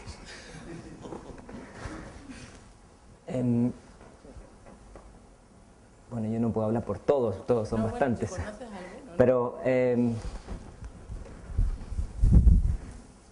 hay una imagen que no voy a mostrar para no seguirlos mareando con los movimientos de Prezi, que es un vehículo Ford negro, modelo T. Y es muy interesante porque ese vehículo que se vendía hace casi 100 años y que fue un éxito en el boom de la revolución automovilística, era una joya porque Ford decía, usted puede tener el vehículo del color que quiere, del modelo que quiera, siempre y cuando sea Ford modelo negro, o sea, modelo T y negro. Y eso me parece que nos pasa mucho con las tecnologías. Hemos usado mucho los mismos hardware, los mismos software para cosas muy parecidas, ¿no? Si existe alguien que esté haciendo las cosas de manera distinta, bueno, donde yo he concentrado más la mirada son de los países escandinavos, porque los países escandinavos han cambiado un poco el discurso, o se han adelantado un poco producto quizás que ha logrado mayores niveles de conectividad más rápido que otras zonas de Europa y otras zonas del mundo. Ya las tecnologías no las decide un gobierno central, las decide un gobierno local, ya no compran todas las tecnologías para todos iguales, ya el tema no está en la conectividad, sino que en la experticia, la pertinencia. Ya se incentiva mucho el sacar el ordenador del aula no sé cómo se llama en España, el aula de cómputo, de informática. De ordenadores. El aula de ordenadores. Ah, perfecto, mucho más fácil. Y poder utilizarlas, como decíamos del caso de Uruguay. Son pequeñas sutilezas, pero sumadas, dan esta idea de una innovación más sistémica. Ahora, ¿es suficiente con eso? No, por supuesto que yo creo que no es suficiente. Yo creo que en este debate los papás tienen que estar presentes, los empleadores tienen que estar presentes, y me resisto, y perdón si cae mal, pero me resisto a creer que este es solamente un tema pedagógico. Yo creo que es un tema mucho más complejo y que tiene que haber otros agentes. ¿Y cómo hacer para que esto se entienda? Como dice usted, bueno, yo creo que estos debates hay que abrirlos, ¿no? O sea, de nuevo Finlandia, perdón que vuelva ahí, pero Tapscott, cuando plantea este libro Grown Up Digital, dice esta idea de que el Ministerio de Educación contrató a 5.000 niños para que capaciten a los profesores en el uso de informática. Súper interesante, ¿no? Abrió un debate, bottom-up, cambió las reglas del juego y generó otro espacio. Claro, eso es difícil bajo una estructura de educación formal, no digo en España en general, que se mueve con cierta rigidez. Muchas gracias. No, la tenemos aquí antes. Entonces, una cosa, Cristóbal, eso realmente que comentas, en determinados ámbitos está pasando, es decir, ya no son los 5.000 que contrata el Ministerio de Educación, o sea, el rol del profesor, y no me refiero tanto a niveles de educación infantil, ¿no? Pero incluso en educación universitaria, ya no digo en educación de posgrado, es que eso cambia radicalmente, ¿no? Entonces, ¿por qué? Porque el conocimiento está en la red y el acceso a ese conocimiento lo tiene todo el mundo, el profesor, el alumno. Entonces, a eso es lo que yo me refería con el tema de la tecnología, ¿no? Y evidentemente eso cambia las metodologías de aprendizaje, Y como decía antes, hay empresas que son muy conscientes de ello, o que están empezando a ser muy conscientes de ello, otras que no son nada conscientes. Y en el ámbito universitario, yo lamentablemente soy pesimista, por interactuando con determinada gente, ¿no? Y vuelvo a lo mismo, porque yo creo que es una brecha digital lo que hay. Esos 5.000 que decías tú, a niños enseñando, eso yo creo que debería, o está pasando en la actualidad, ¿no? Yo tengo muchos amigos en la universidad como profesores, y tengo que decirlo así, no digo que sea general, porque no todos mis amigos son pero lo digo así de franco, algunos es que no se están enterando de la vaina, completamente de lo que está pasando. O sea, y además te dicen, me hace gracia, me dicen a mí, ¿no? Que no, es que tú eres 2.0. Digo, ¿y tú qué eres? ¿Sí, no? ¿Qué te queda a ti? Porque los que tienes tú son los que nosotros tenemos aquí al año siguiente o 3 años más tarde. Y que te están pasando por la derecha, por la izquierda, por todos los lados con esto, ¿no? Entonces, por eso digo que yo creo que ese proceso de los 5.000 niños, yo creo que en cierto modo está pasando. Hay algunos que se enteran, digo, profesores, hay otros que no, pero esa es la realidad, ¿no? Una nota al pie, yo sé que viene una pregunta, pero otro estudio que encontramos, que está referido en el libro, es una investigación que mandó a hacer Microsoft. En plena crisis, mandó a un think tank importante a hacer un estudio sobre empleabilidad, a ver qué tipo de competencias demandan los empleadores de las nuevas generaciones de profesionales que van ingresando. Y una de las cosas que me pareció interesante es que a los empleadores ya parece no importarles mucho esto que manejen todos los software de informática de Office. Fue como, ¿cómo? Si esos amigos del European Computer Driving License lo que hacen es enseñar eso, ¿no? Sí, pero eso es que ya se convirtió en un mínimo común denominador que él no sabe, dicen los empleadores, ¿no? Es bien interesante porque hace pocos años era la clave para la inclusión profesional, ¿no? Y en un rato más va a ser otra cosa, y luego otra cosa, etc. Otro ejemplo que aparece en el libro que me llamó la atención y me gusta mucho, que mientras esperaba Tiscar veía que ya está en el programa educativo, es que la Harvard Business Review el año pasado planteaba que está empezando a echar de las empresas a los encargados de marketing y está contratando más social manager, ¿no? Interesante. ¿Por qué tiene relación esto con el libro? Porque no hay muchas universidades que generen un certificado académico de social manager, pero a las empresas no les importa nada eso, lo que quieren es un tipo que le genere ruido en la red, que genere tráfico.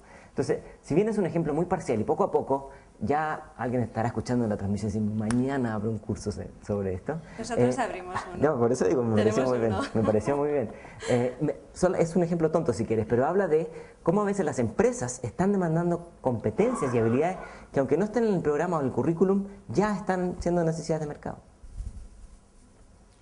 Bueno, gracias por la presentación. Por lo menos a mí me ayudó mucho de, no sé, ordenar todas las cosas que vemos de la mayoría de todos nosotros de cada día.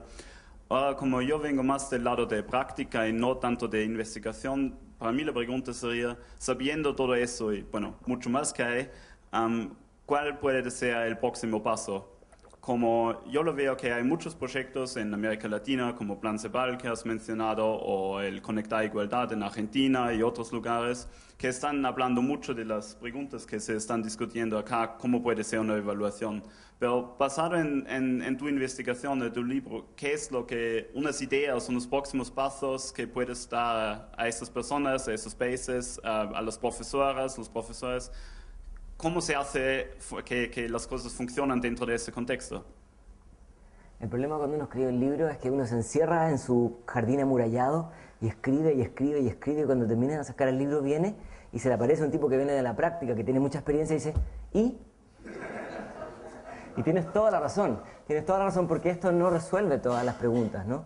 El libro lo que propone es una reflexión, pero no quisiera que en el anexo estuviera un instrumento de evaluación para resolver todos los déficits. Lamentablemente no los tenemos. Yo diría que los so what tienen que ver con, yo creo, volver a pensar eso que mostré de algunos países, de cómo hacer para que cada vez más sistemas de formación en distintos niveles puedan tener experiencias de trabajo. Me parece a mí que es muy importante eso, incluso en niveles más jóvenes.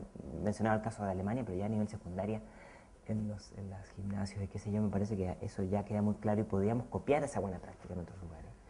Me parece buena idea esto de los pasaportes.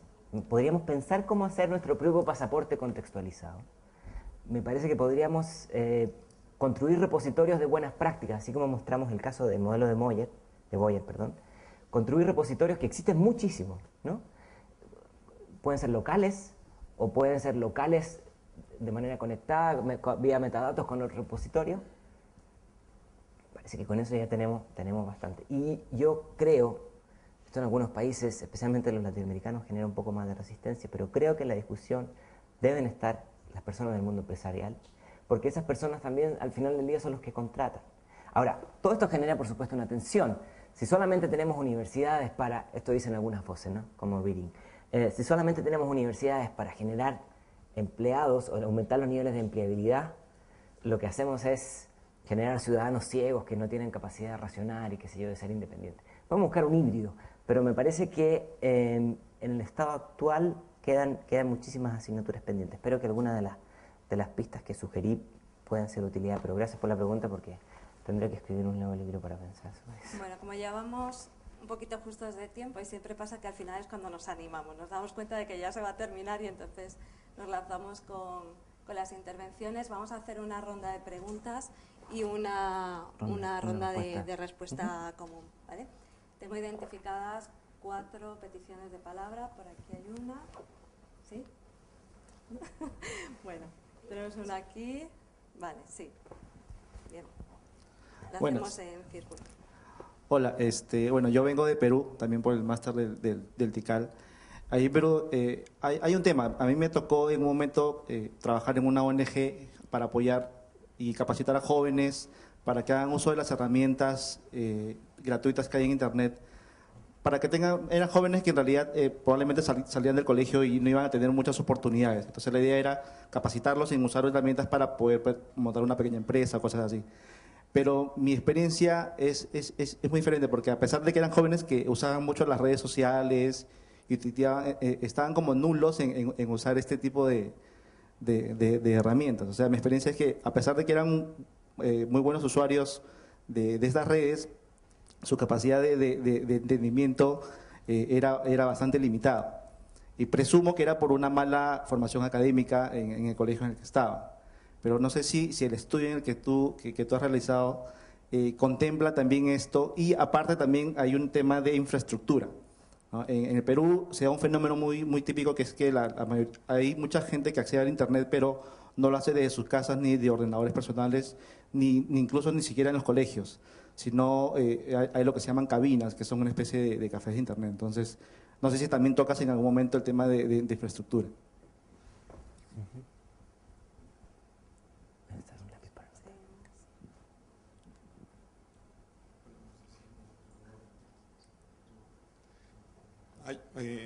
Hola, yo vengo también de México, estoy igual con el grupo del máster, y voy un poco también por esa línea, ¿no?, que comentaba mi compañero, que es un poco una división más entre la educación que tiene que ser más formal, que yo le llamaría, como digo, tampoco conozco el tema de la docencia a fondo, no soy un investigador o un estudioso de esa parte, pero yo creo que hay educación que es más especializada, pues, por llamarle de alguna forma, y esa educación yo creo que tiene de cierta manera que seguir esa rigidez, ¿no? Porque, digo, de ahí tenemos científicos, investigadores, como tu caso, ¿no?, que yo creo que llevas una formación distinta, y este tipo, como, no sé cómo llamarlo, cómo categorizarlo, que sería como el conocimiento más informal o uso de herramientas, ¿no? Que igual yo he vivido esa experiencia de gente que no tiene ningún fundamento o no tiene buenas bases de formación educativa, sin embargo dominan el uso de la computadora y de todas estas herramientas súper bien, ¿no? E incluso le pueden enseñar, tal vez una persona que sabe usar muy bien el Facebook o la laptop, tal vez algún profesor o alguien que está totalmente con un desfase generacional muy importante, ¿no? Entonces, digo, nada más sería ese el comentario, como que yo haría una división ahí en esa parte. Un tablet. Terminamos la ronda, por favor. Tenemos aquí una palabra. Sí. Gracias. Igual estoy aquí de Colombia. Pues una pregunta que te quería hacer, tú eres chileno, creo, ¿sí? Es, pues, digamos, ¿cuál es tu opinión con respecto a Latinoamérica en este aspecto? Pero pues igual que mis compañeros, yo sí de alguna manera estoy un poco más involucrado en el tema de educación. Y cuando tú mencionabas ahí, por ejemplo, el tema de copiar modelos, ¿sí? Resulta que yo trabajo para una institución del gobierno que se llama el SENA allá en Colombia, y allá se copió, pues de alguna manera se copió el modelo de trabajar por proyectos, ¿sí? Que es muy interesante, funciona y es muy bueno. Pero el tema está en que, no sé si fue la forma como lo vendió los que llevaron la idea ya, no fue la más adecuada. Uno, eso, y dos, el tema de las personas, definitivamente el tema cultural sí pega muy duro. Entonces yo creería que en Latinoamérica, no sé si Colombia sea el único país, pero por lo que veo creo que es tema de la región, el tema hay que trabajarlo desde los niños, desde muy abajo para que realmente cuando los muchachos ya estén en secundaria y vayan pasando, digamos, a niveles un poco más superiores, ese tema ya lo absorban de una manera mucho más práctica y estas herramientas realmente las usen, porque como mencionaban los compañeros, ellos saben, son usuarios excelentes de Facebook. De hecho, Latinoamérica es uno de los países donde tiene más usuarios Facebook y más activos, ¿cierto? Pero pues son para eso, para sus amigos y todo, pero realmente no generan más allá de ese contacto entre los amigos, más allá del conocimiento que tú planteas de pronto que se pueda transferir, pues no a través de Facebook, pero sí a través de las redes sociales como tal. Muchas gracias. ¿Tenemos o...? No, sí. Sí, tenemos 3 últimas en diagonal y cerramos ya con esta. Una ahí, otra detrás y otra aquí delante, justo en esta diagonal. Bueno, Saludaros a todos. yo también vengo de Bogotá, Colombia. Yo veo que sabemos que ese cuento de la tecnología avanza pues a pasos gigantes, ¿sí? Y veo que igualmente los modelos educativos han ido, pues nos dan a entender que han ido evolucionando pues de la misma manera. Aquí con lo que decía Miguel hace un momento, que a veces estamos copiando unos modelos, pero vemos que esos modelos también siguen evolucionando y a veces como que el impacto que se llega a tener no se alcanza a evidenciar cuando ya tenemos que estar implementando uno nuevo. Entonces veo que precisamente en mi país se ve mucho eso y tiene que ver algo con la evaluación que se hace al respecto de esas metodologías. No encontramos la herramienta a veces de evaluar si realmente ese impacto funciona en todo el mundo o solamente puede ser en una parte. Uno, eso. Y dos, sobre todo en la parte de los adolescentes, me preocupa eso de que cómo le puedo hacer entender a un muchacho de 16, 17 años que el uso de las tecnologías no solamente va hacia la parte del ocio. ¿Cómo puedo yo utilizar esas herramientas para la parte pedagógica, para la parte educativa? Me parece que es una cosa sumamente complicada decirle a un estudiante que eso que estás utilizando como Facebook o otras herramientas las podrías utilizar en algo más enriquecedor, diría yo ahorita.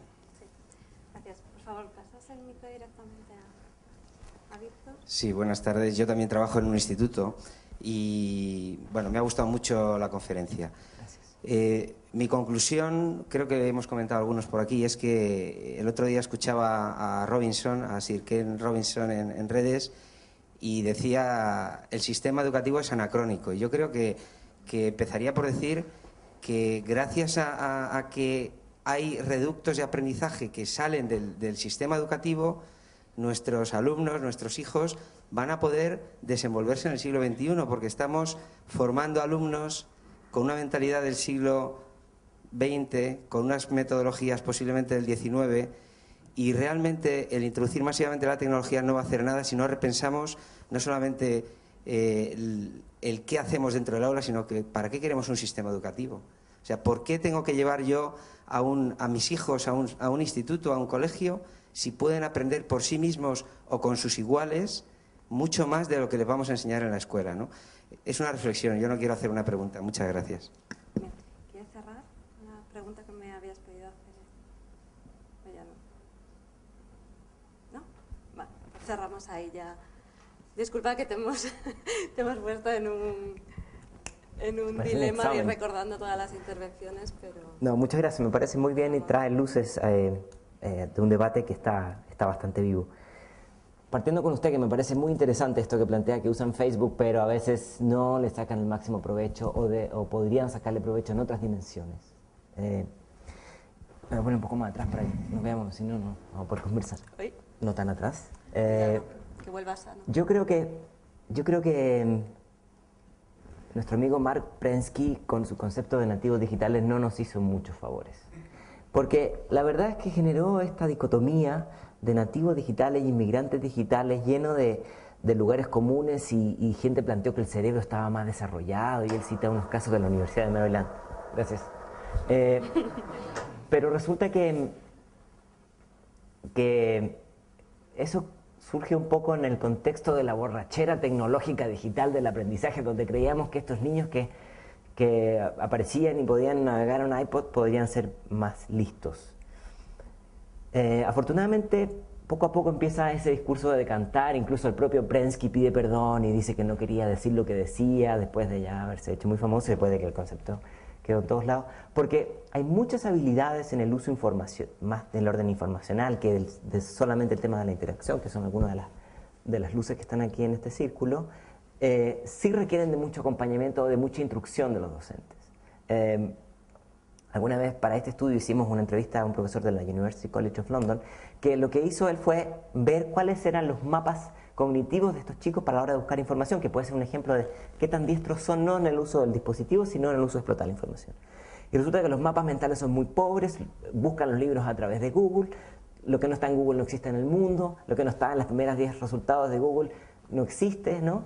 O sea, hay todo un proceso de acompañamiento donde estos nativos no son tan nativos como creíamos, y estos inmigrantes, a lo mejor el profe que no sabe muy bien cómo utilizar una tecnología, pero no se va a comprar cualquier texto que aparece en una blog publicada porque tiene un criterio ya desarrollado, como lo desarrollado con los medios de comunicación, puede transferir algunas de esas competencias. En esa línea yo creo que queda bastante por avanzar y tiene que ver con toda esta segunda brecha digital.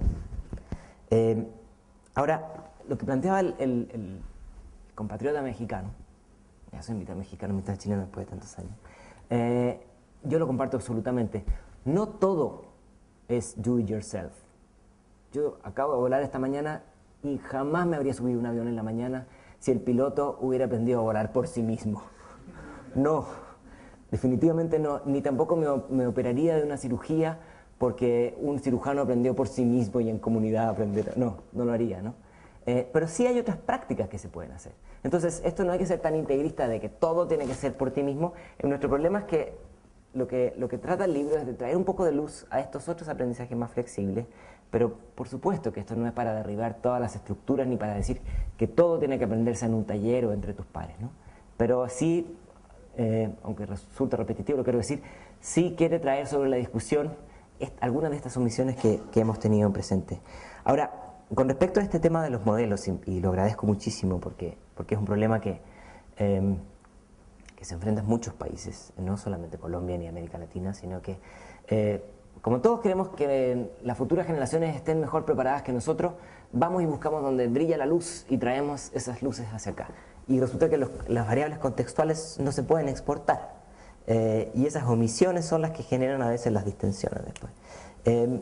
Yo por eso creo que la contribución debiese estar, creo, en esta idea de acercar lo más posible el tema del aprendizaje, el tema de las tecnologías con esta idea ecológica, donde no hay fronteras, donde el aprendizaje no está limitado ni en un tiempo, ni en un espacio, ni por un certificado, ni por una evaluación en particular.